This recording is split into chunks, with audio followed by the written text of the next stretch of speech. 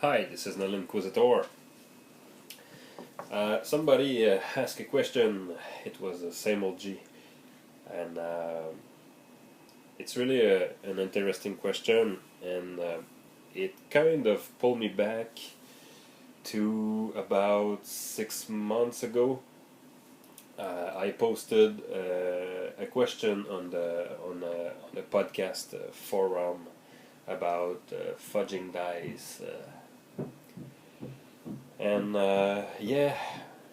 I've started a long thread of exchange between the fans of this very podcast about fudging dice.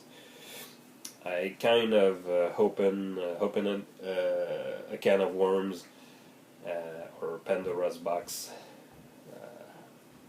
Let's say Pandora's box. It's more cool.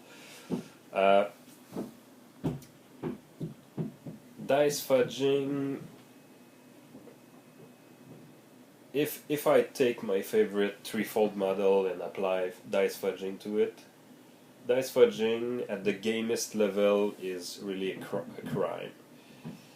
It should not be at the table. But if I take it from a simulationist standpoint or a narrativist standpoint,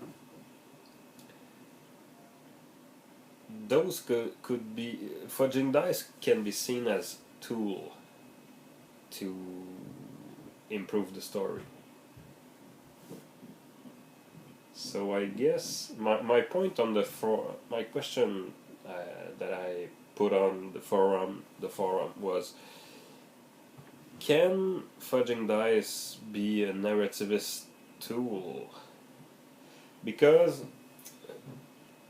let's say I have this game master screen here.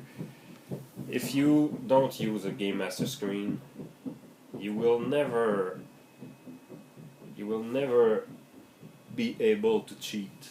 If you don't want to fudge dice, don't use a screen. Roll your dice in front of your player all the time. But now and then, I will speak for myself. When I fudge dice, what is happening at the table? Well, first of all, I resolve around games that have a mechanical way to cheat that is legit and fair to the player. Among my favorite games are Mutants and Masterminds, Savage World, and these two games have a component in which you can cheat dice openly and reward the player for it.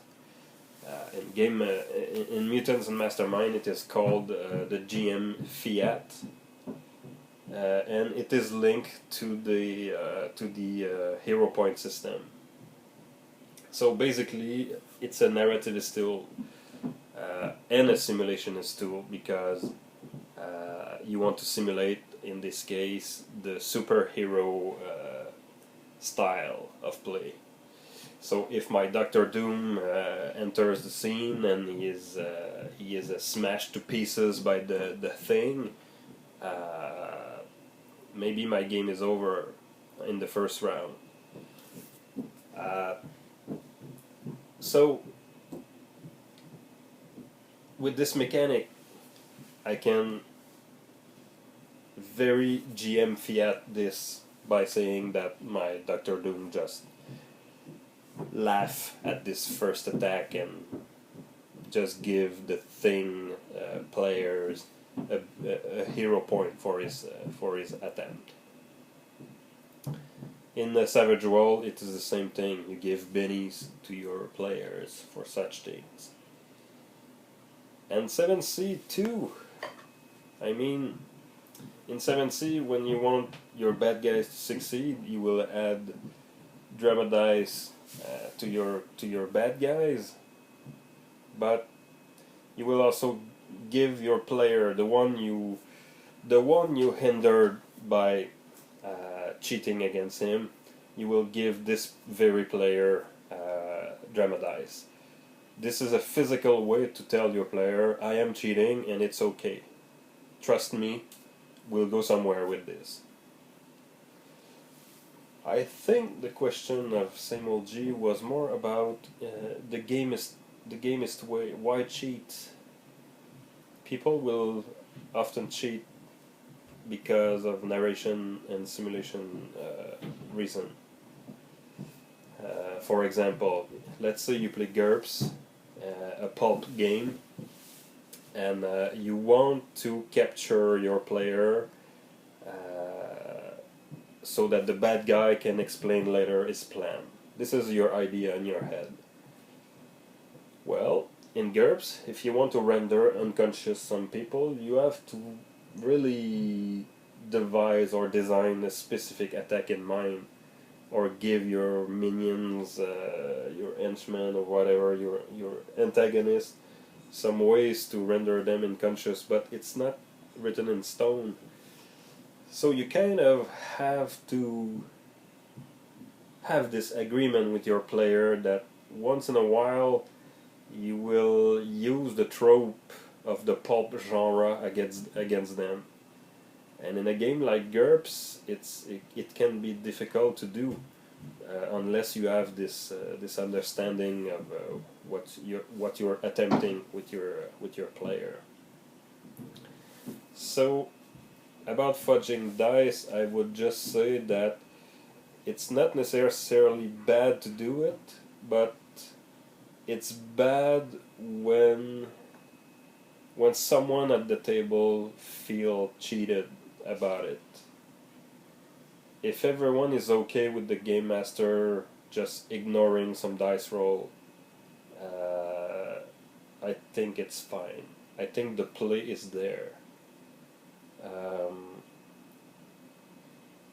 The question, when you cheat dice rolls, are you still playing? I think that yes, you still play.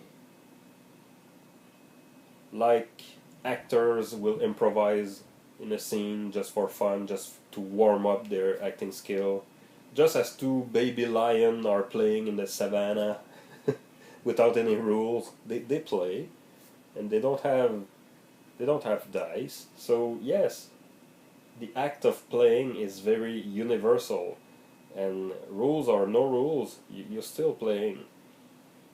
But if you agree to play in a gamist game and someone cheat at dice, this is wrong. But if you agree to play on a simulation level game, when you try to simulate a certain style or certain genre, you're trying to do superhero or pulp, it's necessary sometimes to have these tropes, and sometimes these tropes have not mechanical way of doing it. I think it's okay in these occasions. Well, catch you later. See you, bye.